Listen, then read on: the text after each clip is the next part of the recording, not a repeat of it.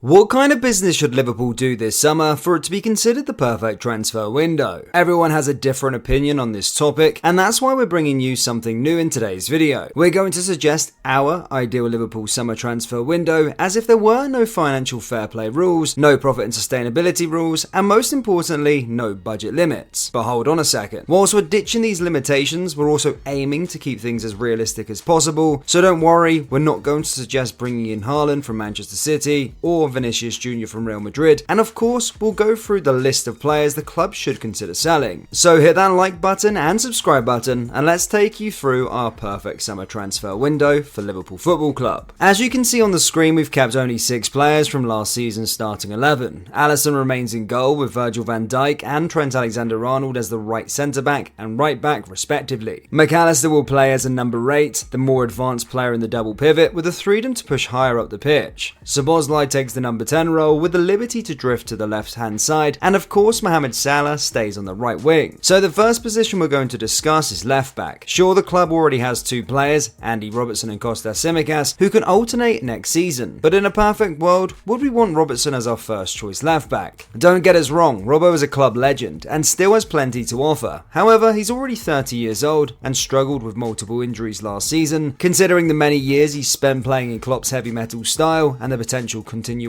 of his aggressive approach under Slot, relying on Robertson might not be the best option. On the other hand, Kostas Tsimikas has failed to establish himself as Robertson's heir on the left-hand side. Yes, he showed glimpses of quality whenever he got a consistent run of games, but his lapse in concentration during defensive phases and poor positioning can be weaknesses that opponents target if he becomes a regular starter. So what should happen with this position? First, generating any profit for selling Tsimikas would be a smart move. The Greek joined the Reds for £11.75 million and is now worth way over £30 million.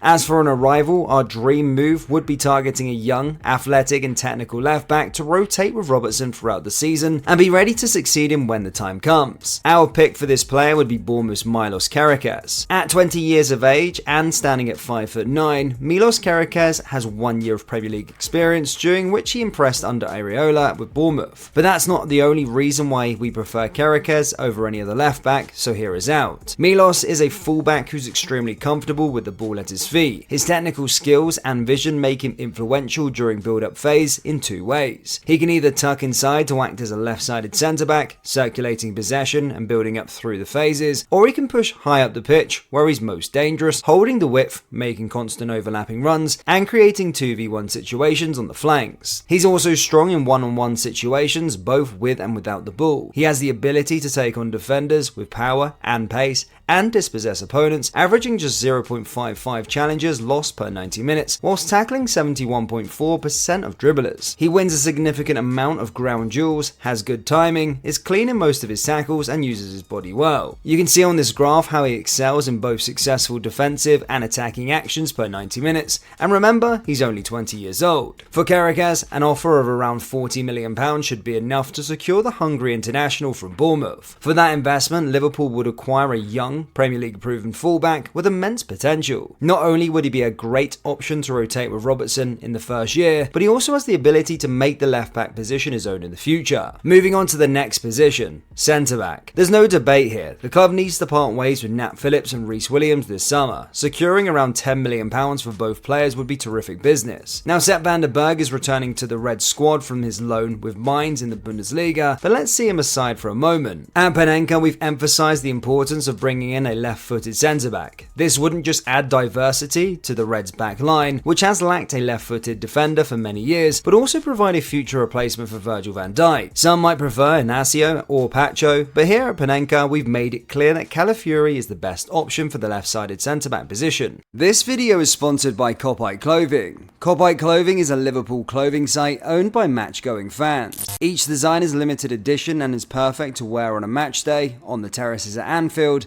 down your local, or cozy in the comfort of your own home. As stated, each design is limited edition, and if a product is showing out of stock, they will not be restocking the item, so if you have your eye on something, grab it fast. Lastly, Kopite Clothing wants fellow Reds to be 100% satisfied with their orders, so if there is a reason you're not happy, they will refund you with no questions asked. Head over to kopiteclothing.com or down into the link in the description to get all of your Liverpool merchandise. Anyway, let's get back into today's video. He's tall, versatile, athletic, aggressive, and very good with the ball at his feet. He's simply what you'd call the modern centre-back. We've recently released an in-depth analysis of the Italian, so make sure you check it out to understand why we think he's the perfect choice for Liverpool's left-sided centre-back position. In our ideal world, an offer of £30 million plus Sepp van der Berg going the other way would be more than perfect for the Reds. So with our backline sorted, this is how our perfect plan would shape up going into next season. Of course, keeping Kelleher would save the club from spending to bring in another second choice goalkeeper, and honestly, where would you find a better number 2 than Kelleher? Carrickes for £40 million to rotate with Robertson at left back, Calafiori and Van Dijk as the centre back partnership, with Quansah and Konate as their backups, and Trent keeping his right back position with Bradley as his backup. And of course, we're not forgetting about Joe Gomez, who can play across the back line, making him a unique player to have. Just like we've always emphasised the need for a new left-footed centre back, we also talk about the club's need for a new number 6, who can play both as a lone 6 and in a double pivot. Yes, there's Wataru Endo and Stefan Bajcetic available at the club, however, the Japanese player is getting older and lacks the creativity needed in the final third. Meanwhile, Bajcetic, who has all the potential in the world, will still need time to be fully integrated into the team. So our pick for this position might seem wild, especially given the price tag in the real world, but we're in an alternate perfect dimension here, so hear us out. For the number 6 position, we're going to spend £100 million on Benfica's prodigy, João Neves. Yes, that's what Benfica is asking for, but we believe he's worth it, especially where there is no budget or FFP restrictions. Yes, we're willing to pay that fee for a 19-year-old who stands at just 5'8".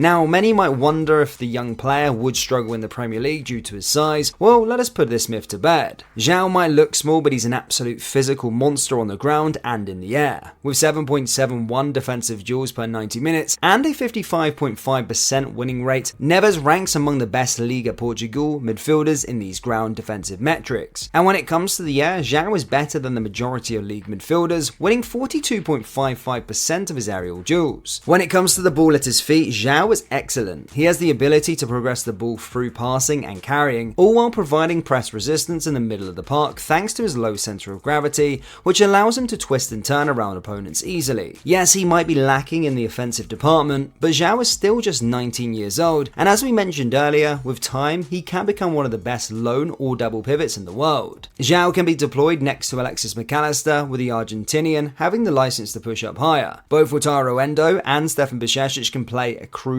roles in rotating with the first teamers, while Curtis Jones and Ryan Gravenberch also have the ability to play a part in Slot's potential double pivot system. Now moving up to our final 2 players in, it might be the players out that might shock you, so hear us out. First, we have Luis Diaz, whose future at the club is still undecided. With the Colombian being linked to Barcelona and Paris Saint-Germain, it wouldn't be a surprise to see him leave, especially given he's earning less than Adrian. A bid of £60 million would be more than enough for the club, yielding a profit compared to what they paid to Porto years ago. Another player we think that the club could part ways with is Cody Gakpo. Don't get us wrong, we believe that Gakpo is misused last season, playing the majority of his minutes as a number 9, a role that obviously does not suit him. Cody is a left winger and his creativity and explosiveness shine when he's wide. However, although he has a pace and power, he struggles to dribble past his markers and lacks that 1v1 edge in attack. Yes, he can get past players, but he needs space to do so. With Arne Slot wanting his wide players to be direct and take on defenders, we think that Cody's role at the club would be limited, so an offer of £70 million